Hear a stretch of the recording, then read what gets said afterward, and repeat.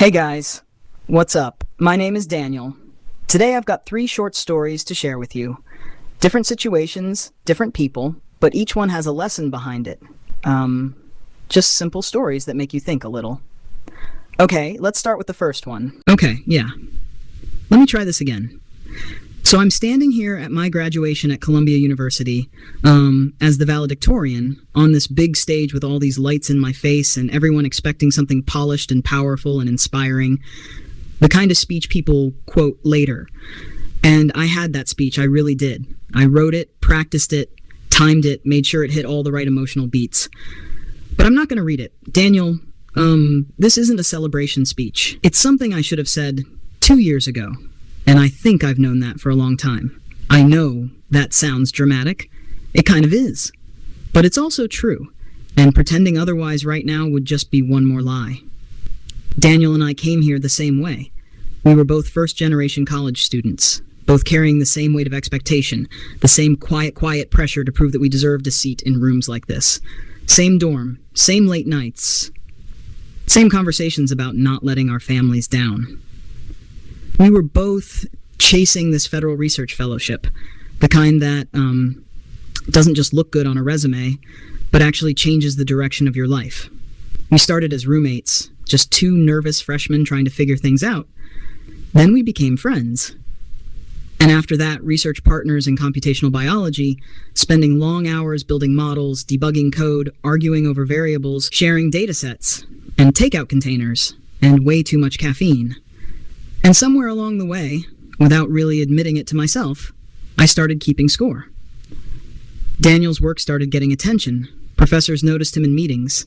Conferences invited him to present. Faculty used words like innovative and brilliant, and I would sit there nodding like I wasn't measuring every compliment against myself. I smiled. I congratulated him. I told him how proud I was. But inside, I felt smaller every time. Like I was slowly being edited out of my own story. There was a flaw in his model. It was small and technical, the kind of thing most people wouldn't catch right away. I caught it. I fixed it quietly. I didn't tell him about it. Then I wrote my own paper. I used insights from our shared work, things we had built together during those long nights. Not enough to look obvious or identical, just enough to push mine slightly ahead, just enough to tilt the balance. I told myself it was competition, that this is how the real world works, that everyone protects their own interests in the end. But I knew better. I did. I really did. And then I did something worse. I anonymously flagged data integrity concerns about Daniel's fellowship application to the review committee. I used professional language, careful phrasing, calm tone. On paper it looked responsible. In reality, it was betrayal.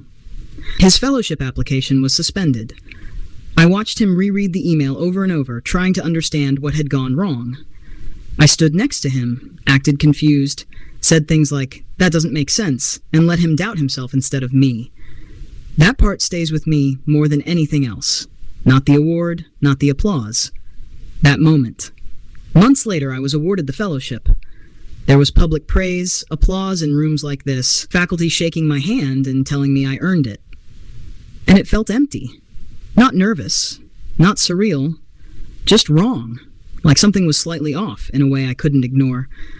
I kept telling myself it was imposter syndrome, that it was normal to feel overwhelmed after a big achievement, that I just needed time to adjust to success.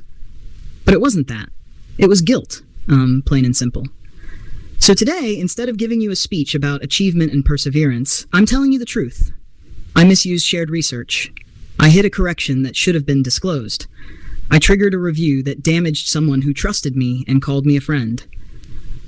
I don't know what happens after this. Maybe I lose the fellowship. Maybe I lose the title.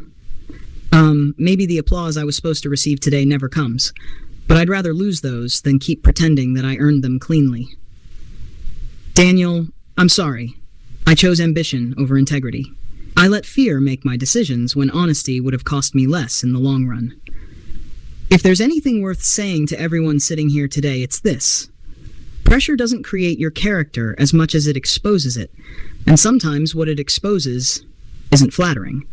I didn't like what it showed me, but saying it out loud, right here, is the first step toward being someone better than the version of me who thought winning was all that mattered.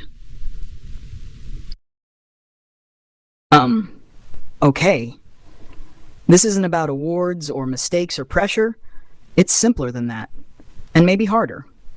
So I'm standing here and everyone thinks I'm about to talk about success or ambition or whatever people usually say at these things. But I keep thinking about one person. I had a friend, a really good friend. We met freshman year. Total accident.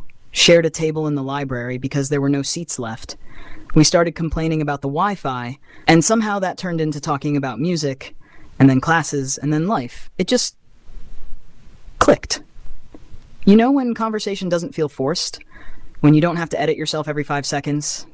It was like that.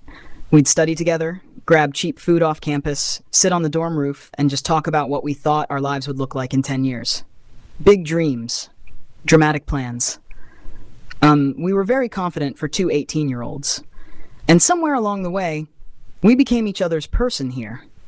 If something good happened, I texted him first. If something bad happened, same thing. But here's the part nobody prepares you for. Sometimes friendships don't explode, they fade. No big fight, no betrayal, just busy schedules, different circles, missed calls, we'll catch up soon. And then, you don't. At first, I told myself it was normal. College does that, people grow, it's fine. But it wasn't fine. I'd see something that reminded me of him and almost send a message. Then I'd stop. Because what do you even say after months of silence? Hey, remember me? And the longer you wait, the heavier it feels. We graduated into different paths, different cities, different lives, and I kept thinking there would be a perfect moment to fix it. A right time. There isn't one. So yeah, I miss him. Not in a dramatic movie scene way, just in small, random moments. When something funny happens. When something hurts and I don't know who to tell. When I walk past that old library table and remember how easy it used to be. I don't know if he misses me too. Maybe he does. Maybe he moved on completely. But I've learned something. We talk a lot about romantic heartbreak. We don't talk about friendship heartbreak. And sometimes that's the one that quietly stays with you.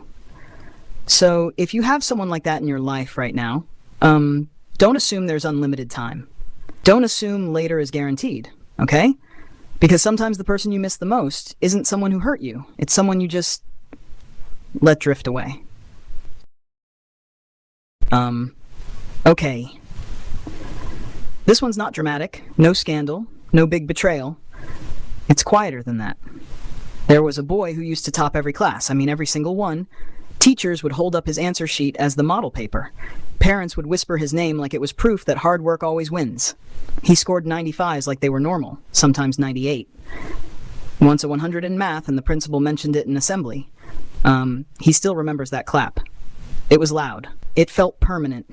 Everyone said the same thing. He's going to do something big. Future doctor, future IAS, something huge.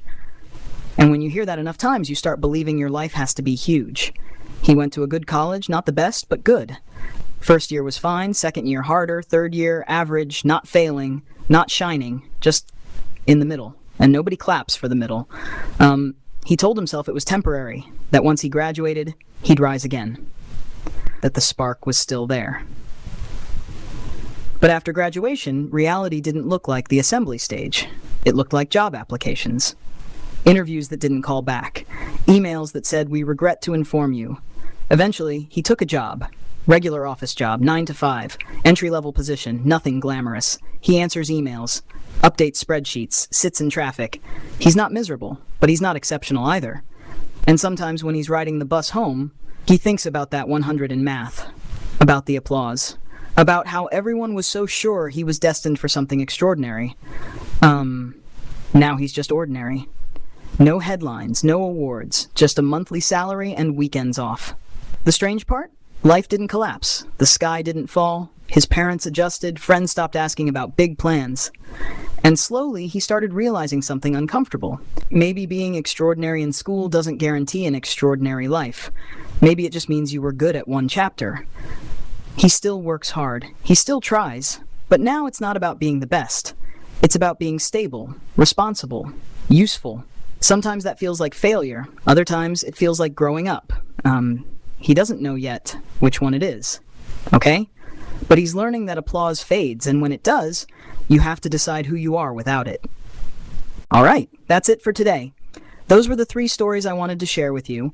I hope at least one of them made you pause and think for a second. If it did, that's enough for me.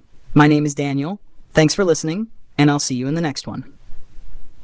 Okay,